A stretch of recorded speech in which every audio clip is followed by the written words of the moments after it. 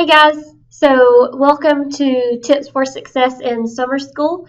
My name is Abby Baker, and I'll be talking to you today from experience and from a place of helping students get through this type of thing. And so there's a lot of advice I can give you that is rooted in experience and also in research from here at the ASC where I work. Here at the ASC, I do student mentoring and academic coaching, where I work one-on-one with students in the coaching session, and then the mentoring is more of a group setting. So I've kind of seen it all, I guess, and at the end, I'll be sure to leave you with my email if you have any questions, and you can still get in contact with me.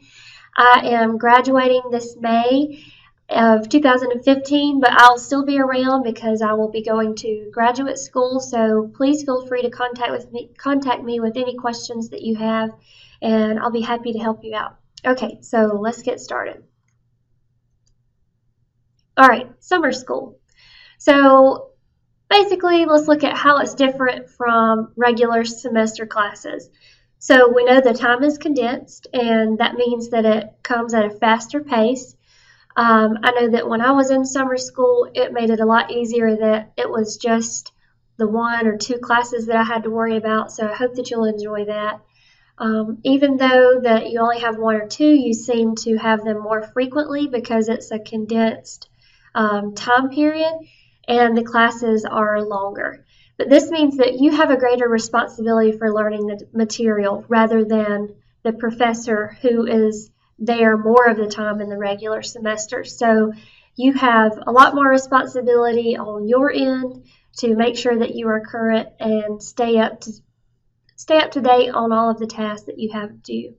But it's okay because there seems to be fewer extracurricular distractions that you have going on, especially during the fall with football games and all kinds of activities that are going on when all the students are here. You may have less friends that are on campus that can be distracting, and then, like I said earlier, you have fewer classes, and hopefully this will help you get a higher grade. Okay, so moving on to your class environment. If you haven't taken a summer class before or an online class, then you should expect to have a more relaxed environment, a smaller class size, maybe even a smaller room to make it easier to talk with your professors and have communication. The classes are pretty well organized just because they have to meet standards and they have to be meticulous with each topic that they cover and very time efficient. So faculty interactions are easier just because there's less students for them to talk with and help out, and it just seems to be a better environment for you to get that one-on-one help that is really important. Summer school also offers a great opportunity to get to know your classmates because you're working so frequently with them and alongside them basically every day of the week. This makes it a lot easier to come in contact with these people and make those relationships. Making those relationships is something that's very important because it's called networking. So making the relationships with the students is great for us because you might have a question at midnight and you don't want to ask your professor or email him or her. So it's a lot more convenient to be able to text somebody and say, hey, is that assignment due tomorrow? Or, when is our project due? Just those last minute questions that your friends are really good resources for. All right, so class material, we're moving through this pretty fast, so if you have any questions, again, please email me. But the most important thing is to treat this summer class like a very serious, fast-paced class that you would have in the regular semesters. So this means that you need to stay on top of things and preview before you go to class. And by previewing, it just means to read over what's going to happen today. That doesn't mean get out your textbook and read the whole chapter. That just means breeze through maybe the headings of your chapter, and just so you can go to class and say, I have an idea of what we're going to cover today. Your assignments may be shorter, but don't be fooled because they normally count for more points since, once again, as we've said before, it's a condensed portion. So the testing is more frequent because of the condensed portion again. And so it might feel like, gosh, I just took an exam, 2 weeks ago, and you probably did, but it's because you're covering material a lot faster than you would in a regular semester. But there are some good things. So we as students, we notice that the main topics or concepts are focused on in summer school. It's basically like, what do I have to know when I get out of this class? The professor looks at it as, okay, once they leave this class, they should know A, B, and C. And whereas a regular semester class, you might know A, B, and C, but you'll know details about each one. Summer school kind of gives you the takeaway or the take-homes that we would get from regular semesters. There could be some harder or more complex topics, so you can't get behind. Like I said, it's your responsibility to stay on top of things and do those previews. And here at the ASC, we recommend for you to do a preview and a review of your material. And like I said, the preview is just 5, maybe 10 minutes of just breezing through your textbook. The review is about the same thing, but you incorporate your notes. So you go back to your notes and say, what did we learn today? And so if you're taking notes, write down, do both of those within 24 hours. And we have lots of resources and lots of research that backs up saying if you do these things, it will take what you learned today and from short-term memory and put that into your long-term memory. So that's key for when you take an exam, normally a month away, but in your case, it'll be about a couple weeks or a few weeks away. Whatever you learn on day 1 should be with you on day 15 if you're doing these preview reviews. So it makes your life a whole lot easier. All right, so let's move on to suggestions that we have for you. So on the first day, you should get your books. You should always read your syllabus. Most of the time, students read your syllabus for the attendance policy, but in summer school, it's kind of up to you whether you want to go. And with online, then there's really not an attendance requirement. But the syllabus offers something way more valuable than just the attendance policy. It's just kind of a joke with the ASC staff that students look at their syllabus, check out the attendance policy, and never look at it again. But what you really need to get from your syllabus is the topics that you're going to cover. So when you sit down to study, you can whip out that syllabus and say, okay, before exam 1, we talked about A, B, and C, and that's what you need to study. Make sure that you're on the same page with your professors about what's required and when it is due. So I would meet with your professors at least the first week and just say, hey, introduce yourself and make sure that you get going sooner rather than later. So like this says, make success a commitment from day 1. All right.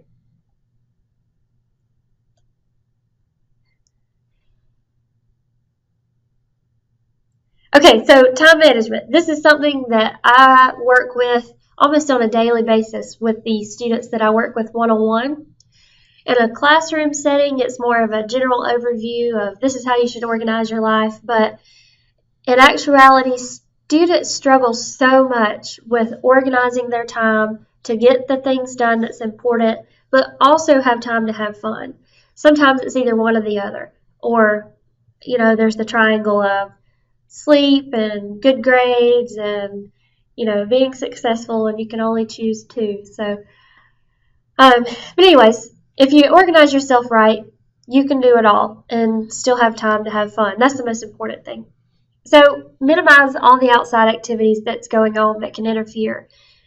Some of you have work, and that's not really negotiable that you can move that around, but put everything in your calendar that's non-negotiable, and work would be one of those things.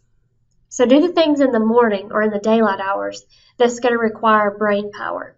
If you have to work during the day, just at least do your schoolwork as soon as you can after you get off work. Creating a weekly schedule is something that I've used for years now, and it's definitely made an impact on my successfulness in school. The reason we say and recommend to do your work in the daylight hours is that there's a statistic that says if you study, let's say that you and your friend are studying the anatomy of the cell. And you choose to study the anatomy of the cell at 3 p.m. during the day.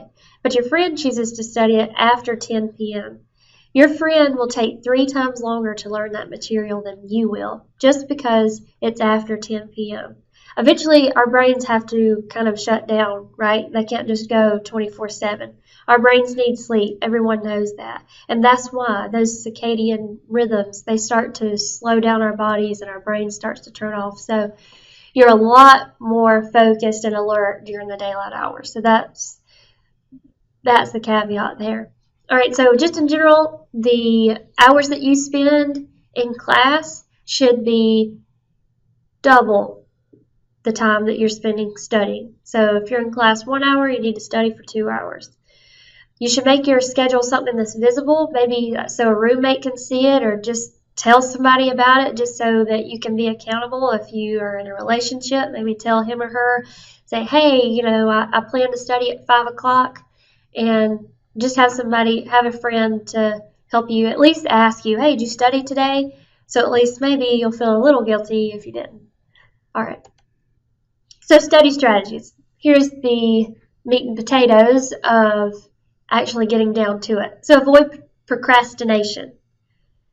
That goes without saying, but it's a lot harder to do than just being said. But where you can avoid procrastination is making those schedules, and like I just said, having a buddy to keep you accountable. So if you use the study cycle, if I could see you, I would say raise your hand if you've ever heard of the study cycle, but since I can't be there with you, I'll just assume that you haven't. So if you have not heard of the study cycle, previously we just talked about the previews and the reviews. The previews and the reviews are those 5 to 10 minute just overviews of the material. So the actual study process happens from about 45 to 50 minutes. And you'll notice that that's probably shorter than the time that you're normally spending in the library. If you go to the library and you're there for 3, 4, 5 hours, if you're actually studying that whole time, there's no way your brain's going to hold on to all of that. So break it up. You can still stay there for how many hours you want, but you need to break up your actual hardcore, I'm focused study time into these little chunks to make it easier for your brain and easier to remember. Because you want to work smarter and not harder. You don't want to have to go back and relearn that material 10 days from now. So to-do lists are great. Daily to-do lists are something that you should commit to doing today. If you're a freshman, if you're a senior, whatever, get in the habit now, because when you get out there in the real world, you've got to be successful on a daily basis at your job. So organization is key to success. I can't say that any better. I love that phrase. Organization is key. So if you get organized and you stay ahead, then you should do fine. So maximize your efforts. Usually there's no extra time to reread and go back like we do during the semester, so that's why we're saying please review and please preview and please stay on top of things, because summer school is terrible to get behind and try to catch up. So use as many senses while you're studying as possible. That was a little tidbit that I threw in because I really like, obviously there's some silly ones like taste. Sometimes you can't taste your history book. But what it means is if you're a visual student, create a timeline and maybe record yourself just reading over the timeline, and then you could put that on your iPod and listen to it on the way to class. It sounds really nerdy. A lot of people give me weird looks when I say that. It does. It sounds really nerdy. You'd probably be able to listen to your favorite music a lot easier than that. But just give it a try. I dare you. Give it a try. It really works. See, because that's another sense that you're speaking to at that time. Flashcards, that's another memorization thing. Flashcards are kind of basic. If you're a freshman, you might use flashcards. If you're a senior, you're probably not using a lot of flashcards because it's more conceptual and the material that you're learning is a little bit more abstract, I would say. So try to stay away from flashcards. Normally college exam questions are not just regurgitation or memorization questions. So, okay. That's all that we have for you, and if there's anything that I missed, if there's any topics that you're still confused about or worried about, please email me or someone at the ASC, and we'll be happy to get with you and answer any questions that you have. And good luck this summer, and go Tigers!